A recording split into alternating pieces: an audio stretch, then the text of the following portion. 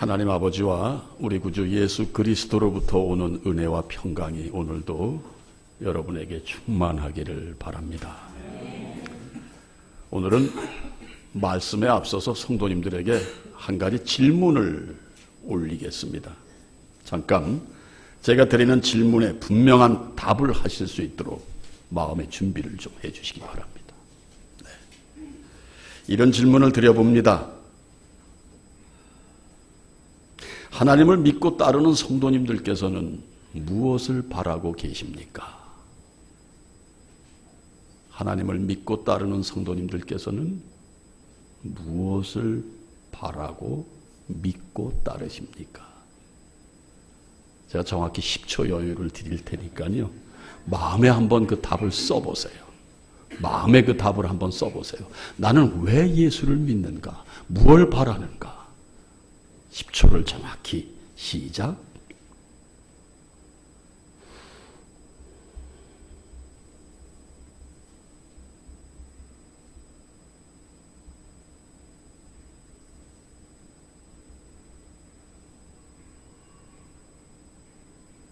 네. 나름대로 답이 나오셨을 줄 믿습니다. 답 나오셨어요? 네. 신앙생활을 열심으로 하시는 여집사님이 계셨습니다. 그런데 이 여집사님의 마음은 자신의 신앙이 늘 반쪽 신앙인 것만 같았어요. 이유는 남편이 믿지 않는 남편이었습니다. 그러니 반쪽 신앙 당연하죠. 부부는 한 몸인데요. 네. 그래서 늘 하나님 앞에 기도했습니다. 교회 생활 열심인 그녀의 눈에 가장 부러운 것이 있었습니다. 남의 부부가 교회 나와서 나란히 앉아 예배 드리는 것. 네. 그렇다고 해서 당신의 남편이 삶의 하자가 있었느냐? 전혀 없었습니다. 그리고 남편은 오히려 꿋꿋한 바위덩이 같은 남편이었습니다. 네. 그리고 나름대로의 인생 철학이 뚜렷했습니다. 그래서 당신 나름대로의 당신을 애워싼 벽이 두꺼웠습니다. 감히 신앙의 얘기를 접근하기가 어려웠습니다. 뭔가 남편이 세상적으로 흐트러진 삶을 산다면 여보 왜 그래요? 예수 믿고 정신 차려요. 남편이 예를 들어서 뭔가 그냥 부부간의 문제 또 여러 가지 결함이 있어가지고 아내를 괴롭힌다면 예수 믿고 여보 마음을 바꾸세요 뭐 하겠지만 전혀 하자가 없는 남편이었어요. 그러니 신앙의 문제로 접근하기가 쉽지가 않았습니다. 예. 그렇습니다. 그래서 집사님이 할 수 있는 일은 매일 그 남편의 영혼 구원을 위해서 기도를 하는 것뿐이었습니다. 하나님, 나의 남편을 하루속히 만나주셔서 남편이 하나님을 분명하게 알고 구원받게 하옵소서. 자그마치 그 기도가 7년의 세월이 됐습니다. 7년이 지났습니다. 7년이 지난 어느 날 주일 아침, 여보, 나 오늘 당신 따라 교회에 가볼까 하는데, 아내는 귀를 의심했습니다. 이게 웬일입니까? 아내가 긴장된 표정으로 여보 지금 뭐라고 했어요? 네. 사람 왜 그렇게 놀래? 교회 좀 같이 가보자고. 네. 아내는 왈칵 눈물이 솟구쳤습니다. 그리고 남편의 손을 꼭 쥐면서 할렐루야를 외칩니다. 기뻐 뛰는 가슴으로 교회를 향하여 도착한 후 남편과 나란히 앉아 예배를 드립니다. 이것만으로 만족했습니다. 자꾸만 눈물이 흘러내립니다. 그리고 기도합니다. 무슨 기도를 하느냐? 하나님, 내 남편이 7년 만에 교회 문턱을 넘었는데 오늘 완전하게 내 남편을 사로잡아 주시옵소서. 그리고 구체적으로 기도합니다. 내 남편이 분명히 알아들을 수 있는 복음을 주시옵소서. 복음을 주시옵소서. 복음을 주시옵소서. 복음. 우리 주님의 말씀이 복음입니다. 복음에는 생명이 있습니다. 복음에는 능력이 있습니다. 간절히 기도를 합니다. 복음을 주시옵소서. 복음을 주시옵소서. 왜 이렇게 기도를 할까요? 무엇 때문에 이렇게 기도를 할까요? 여러분 누구 전도를 해보시고 교회에 동행해 보신 적 있으십니까? 오늘의 목사님 설교가 이 사람에게 좀 적중이 되었으면 하는 간절한 바람 있는 거 사실이죠. 이 사람의 삶을 내가 압니다. 어느 정도. 오늘 목사님이 주시는 말씀을 통하여 이 사람이 감동받고 깨닫게 해 주시옵소서라는 마음 다 전도를 하신 분들의 마음일 줄 믿습니다. 네, 바로 그 마음이었어요. 오늘 내 남편 모처럼 7년 만에 내 기도의 응답으로 교회 문턱을 넘었는데 하나님 말씀 주시옵소서. 내 남편을 사로잡을 말씀 주시옵소서. 예, 그렇습니다. 그런데요, 그날따라 목사님의 설교는 전혀 안 하시던 설교를 하는데 저 구약의 맨 앞에 창세기 쪽으로 가는 거예요. 대개 이 교회 처음 오시는 분들은 인생 얘기를 하고 뭔가 현실에 합당한 그 삶의 어느 부분을 조명해서 구체적으로 얘기를 할 때 뭔가 깨달음을 갖게 되고 교회 처음 오신 분들이. 그런데 이 창세기 쪽은 얼마나 여러분 교회에 처음 발을 디딘 분들에게는 막연한 얘기입니까? 여러분. 태초에 천지를 창조하셨다. 그런데 창세기 쪽에서도 창세기 5장을 말씀하시는 거예요. 네, 창세기 5장. 창세기 5장의 말씀이 뭐냐? 아십니까? 아담의 계보의 책이 이러하니. 예. 아담의 계보를 적은 책이 이러하니. 그렇게 시작해서 낳고 살다 죽었더라. 살다 죽었더라. 살다 죽었더라. 이렇게 살다 죽었더라. 죽었더라라는 얘기로 일관한 게 창세기 5장이에요. 예. 그래도 여러분, 교회 처음 오신 분들을 대동하셨을 때 이 설교는 다행이죠. 목사가 드립다. 헌금 많이 하고 축복 받으시오. 이 얘기로 일관한다면은 그 성도 그 다음에 교회 안 나오거든요. 헌금의 의미도 모르는데. 그리고 그분들은 교회가 헌금 걷어가지고선 그냥 교회만 살찌우는 걸로 알고 있는데. 그런 교회 있습니다. 교회가 살찌운다는 건 뭡니까? 교회 사업이 번창하는 거죠. 네. 저는 늦게 목사가 됐습니다만은 교회는 그런 일을 하는 거 아니라고 저는 믿습니다. 교회는 성도들의 헌금으로 예수님이 원하시는 대로 이웃에게 베풀어야 되는 줄 믿습니다. 그 이상도 이하도 아니라고 생각합니다. 가난하고 병들고 의지가지할 데 없는 사람을 위하여 교회가 존재해야 되는 줄 믿습니다.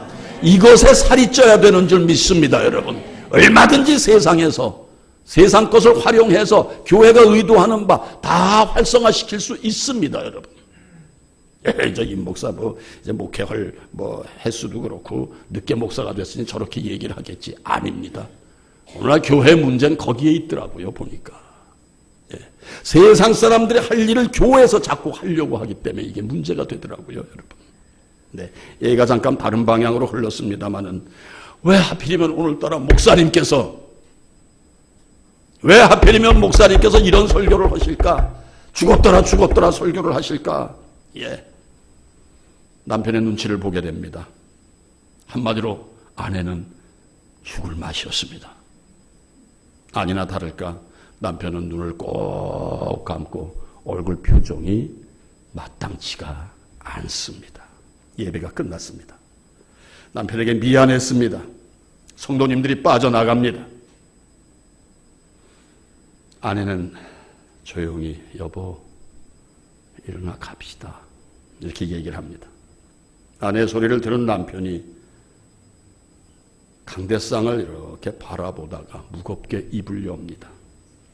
여보, 교회에 나오면 뭐 쓰는 거 있다며?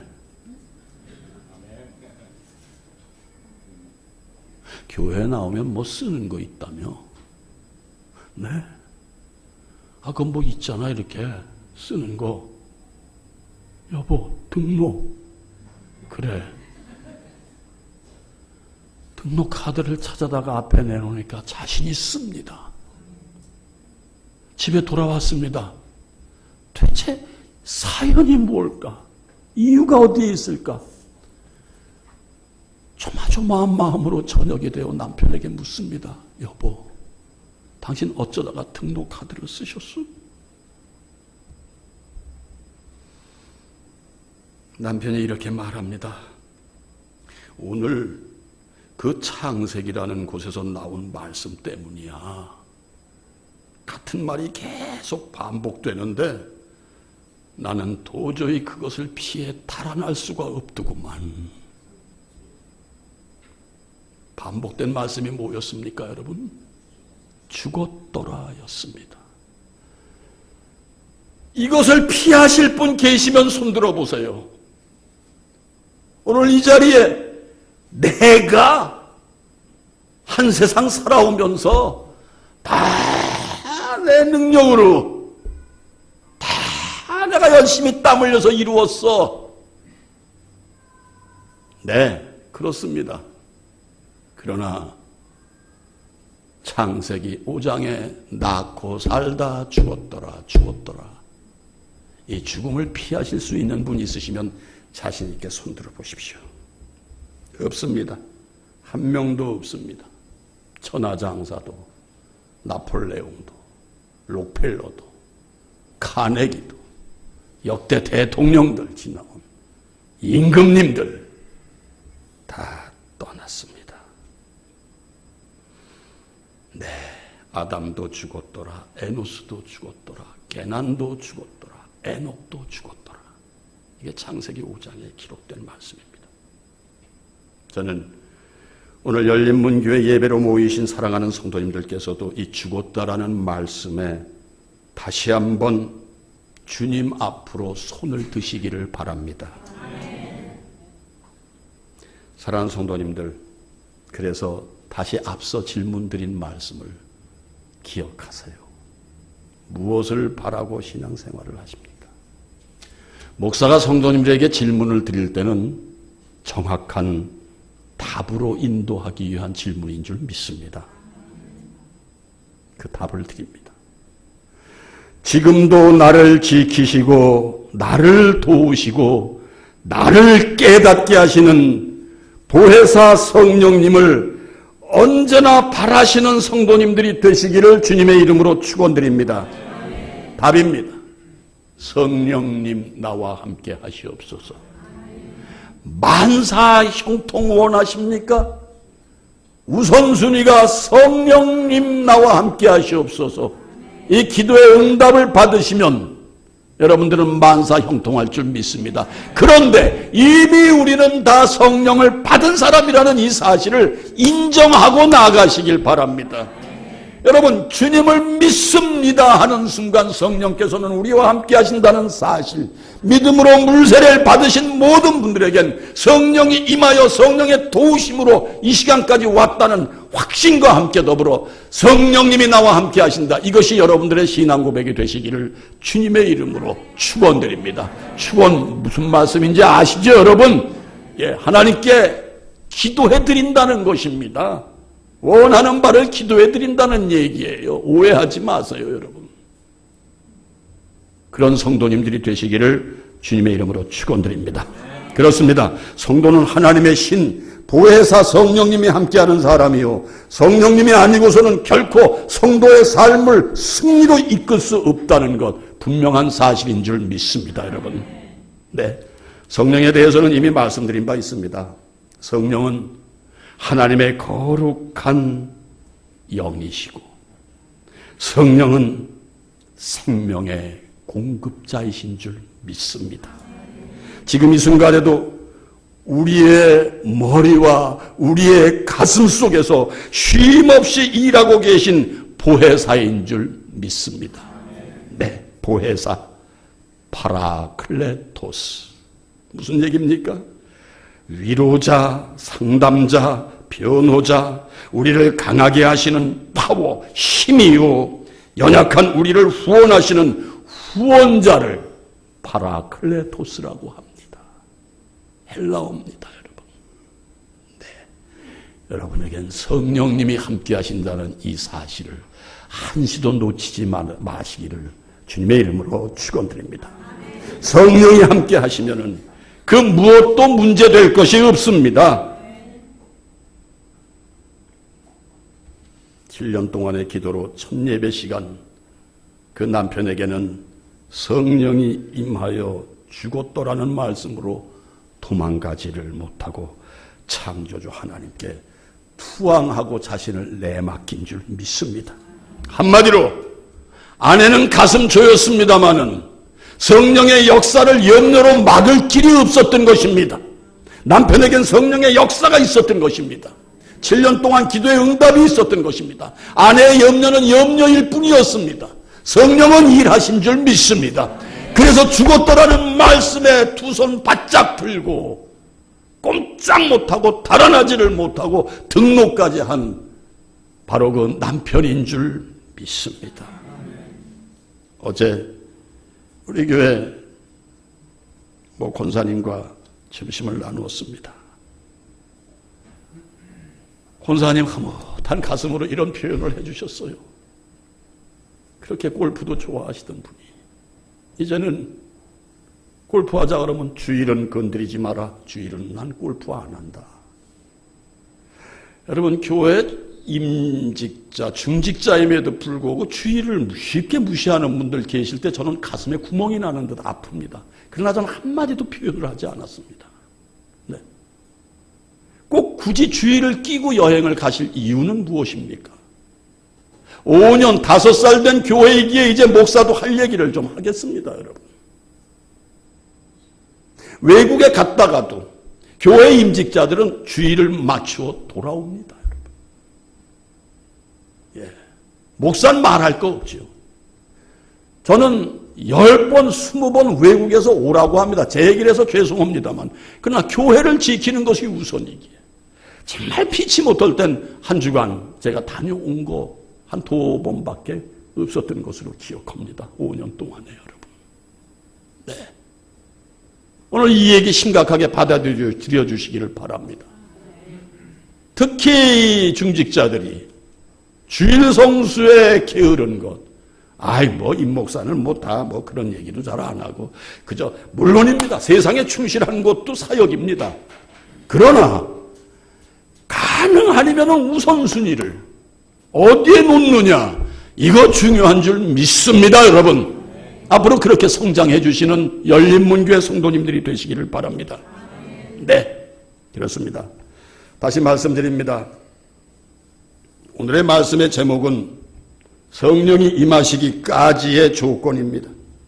그리고 이 시간 본문은 우리 예수님께서 이제 곧 당신이 세상을 떠나신 이후에 장차 복음을 증거할 제자들이 결코 흔들리지 않고 당신과 함께 하나가 돼서 세상을 이겨나갈 수 있는 방법을 제시하시는 것으로 말씀을 이렇게 시작합니다. 다 함께 본문 요한복음 14장 15절부터 17절을 한 목소리로 좀 읽어보십니다. 시작. 너희가 나를 사랑하면 나의 계명을 지키리라. 내가 아버지께 구하겠으니 그가 또 다른 보혜사를 너희에게 주사 영원토록 너희와 함께 있게 하리니 그는 진리의 영이라. 세상은 능히 그를 받지 못하나 이는 그를 보지도 못하고 알지도 못함이라. 그러나 너희는 그를 아나니 그는 너희와 함께 거하시며 또 너희 속에 계시겠음이라. 아멘. 네. 사랑하는 성도님들, 하나님의 사람이 되어 하나님의 일을 하기 위해서는 성령을 받아야 하는 것 분명한 얘기입니다. 성령을 받아야 진정한 성도요, 성령을 말미암지 않고는 권능을 행할 수 없는 것도 분명한 사실입니다. 권능, 지배력, 권력, 그래서 영향력까지를 포함한 것이 바로 권능입니다, 여러분. 그래서 사도행전 1장 8절이 이렇게 얘기를 합니다.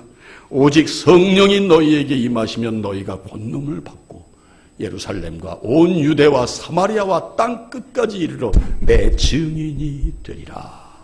아멘. 사랑하는 성도님들, 모든 분들, 모든 성도님들은 권능의 사람들이 되어야 되는 줄 믿습니다. 성령께서 하시기 때문에, 내 능력이 아니라 성령께서 하시기 때문에, 성령의 사람이 아니고는 성도로서 성도답게 살아가기란 쉽지 않습니다. 네. 아무리 중직을 맡으신 분들이고 아무리 내로라 하는 목사님들도요, 이게 성령에 사로잡힌 목사님이냐, 세상 방법에 사로잡힌 목사님이냐, 세상 방법에 사로잡힌 장로님이냐, 아니면 과연 성령에 사로잡힌 장로님이냐, 권사님이냐, 집사님이냐, 이거 드러나게 돼 있습니다. 사랑하는 성도님들, 성령에 사로잡히시는 여러분들이 되시기를 주님의 이름으로 축원드립니다. 성령에 사로잡히면은 문제는 없습니다. 성령에 사로잡히면 험한 시험물 속에서도 건짐을 받게 되는 줄 믿습니다. 노한 풍랑이 지나도록 성령께서 나를 숨겨주실 줄 믿습니다. 여러분, 오직 주의 영 성령의 도우심으로 내 인생을 관리해 나가시는 여러분들이 되시기를 바랍니다. 부디 내 안에 심령 보좌에 나를 올려놓지 마시고 오직 성령님 임하여 주시옵소서. 성령의 임재를 늘 간구하시는 여러분들이 되시기를 바랍니다. 임하였다로 끝이는 게 아닙니다. 성령이 내게 임하였을 땐 이미 그분이 나를 통하여 일하신다는 사실, 그분이 나를 통하여 말하게 하신다는 사실, 이거 잊지 마시기 바랍니다. 예수 믿어도 여전히 세상 사람과 똑같습니까? 아닙니다. 세상 사람과 못한 사람이 너무나 많습니다. 네. 사랑하는 성도님들, 성령님의 임재에 대한 의미를 다시 한번 헤아리시고, 내가 성령의 사람이라 하실 때는 세상 사람과 같이 사시지 않으시기를 주님의 이름으로 부탁드립니다. 네, 지금 우리 예수님께서 결코 우리를 홀로 고아로 두시지 않으시고 성령을 허락하시기 위하여 그 조건을 말씀하십니다. 그 조건은 뭐라고 합니까? 너희가 나를 사랑하면 나의 계명을 지키리라. 나의 계명은 구약의 계명이 아닌 새로운 계명입니다. 뭡니까? 사랑. 너희가 나를 사랑하니 내 이웃을 내 몸과 같이 사랑하라. 이것이 새 계명인 줄 믿습니다. 네, 나의 계명을 지키라. 나의 계명을 지키라. 요한복음 13장 34절이죠. 새 계명을 너희에게 주노니 서로 사랑하라. 내가 너희를 사랑한 것 같이 너희도 서로 사랑하라. 네, 성령의 사람으로 성령을 모시기 원하신다면 사랑으로 예수님의 계명을 지키심으로 성령의 사람임을 증거하시기 바랍니다. 요한복음 14장 35절의 말씀은 이렇습니다. 너희가 서로 사랑하면 이로써 모든 사람이 너희가 내 제자인 줄 알리라. 아멘. 그 다음 성령의 사람으로서 성령이 임하시기까지의 또 하나의 조건이 있습니다. 여러분 짐작하십니까? 우리는 세례를 받습니다. 물세례를 받습니다. 그걸 요한의 세례라고 합니다. 그거는 죄 씻김 받기 위한 세례입니다. 네, 우리가 죄 씻김을 받았을 때 성령이 나에게 비둘기같이 임하게 된다는 사실을 잊지 마시기 바랍니다. 네, 그럼 뭐가 필요합니까? 성령이 임하기 이전에 우리에게 절대 필요한 건 회개인 줄 믿습니다. 한 번도 성령의 도우심을, 성령의 혜택을 입어본 거 없으세요? 회개하십시오. 회개하세요, 여러분. 나의 죄를 모두 하나님 앞에 고하십시오. 그래서 로마서 8장 1절의 말씀 아닙니까? 생명의 성령의 법이 죄와 사망의 법에서 너희를 해방하였음이라. 할렐루야. 할렐루야. 여러분, 다 우리는 이미 성령을 받은 사람인 줄 믿습니다. 네. 자, 회개. 좀 더 구체적으로 말씀을 드립니다. 왜 회개가 있어야 성령이 임하느냐? 자, 17절 말씀 다 함께 읽어보십니다. 17절 말씀. 다시 한번요. 시작. 그는 진리의 영이라 세상은 능히 그를 받지 못하나니 이는 그를 보지도 못하고 알지도 못함이라. 그러나 너희는 그를 아나니 그는 너희와 함께 거하시며 또 너희 속에 계시겠습니다. 아멘. 오늘 우리 말씀의 주제는 성령이 우리 속에 거하심을 위한 이 시간 우리가 이 자리에 모인 줄 믿습니다. 그런데 말씀이 뭡니까? 네, 그는 진리의 영이라 세상은 능히 그를 받지 못한다. 세상은 뭡니까? 거룩이 없습니다. 세상은 죄를 상징하는 것입니다. 그러나 너희는 알게 된다는 거예요. 예. 그리고 너희와 함께 성령이 거하신답니다. 왜? 우리는 이미 거룩된, 구별된, 오직 너희는 택하신 족속이요 왕같은 제사장들이요 거룩한 나라요 그의 소유된 백성이라. 아멘. 오늘 장로님 기도해 주셨잖아요. 네. 하나님의 기이한 빛으로 들어가게 하신 자의 아름다운 덕을 선전해야 된다. 예. 이게 성령의 사람만이 할 수 있습니다. 내 삶, 내 모습, 예. 내 입술에서 나오는 말씀 역시 성령의 사람이로구나. 사랑하는 성도님들, 세상은 성령을 받지 못합니다. 그래서 회개가 필요합니다. 회개는 교회에 모이신 거룩한 사람들의 첫째 조건이요. 그 회개로 말미암아 거룩의 옷을 입게 된다는 것 잊지 마시고, 거룩하니 성령이 임하셔서 여러분들의 삶을 온전하게 이루어 드린다는 사실, 오늘 이 원리를 잊지 마시기 바랍니다. 그래서 다시 질문을 드립니다. 무엇을 위한 신앙생활을 하시나요? 무엇을 위한 신앙생활을 하시나요? 네. 사랑하는 성도님들, 다시 한번 생각하세요. 무엇을 위한 신앙생활을 하시나요? 네. 오늘도 내일도 새벽 기도하실 때도 주일 예배 드리실 때도 구역에 임하실 때도 성령님 나를 떠나지 마시옵소서. 성령의 임재를 바라시는 신앙생활을 하시는 여러분들이 되시기를 바랍니다.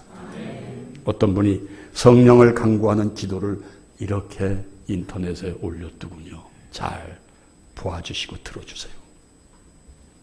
하나님, 성령의 도움이 없는 저의 마음은 황폐한 진흙에 불과하오며 아무것도 이룰 수도 아무것도 양육할 수도 없습니다. 나로서 착하고 경건한 행실은 당신에게서 명하실 때에만 맺어질 수 있는 당신의 열매입니다. 오직 당신께서 우리에게 당신의 참된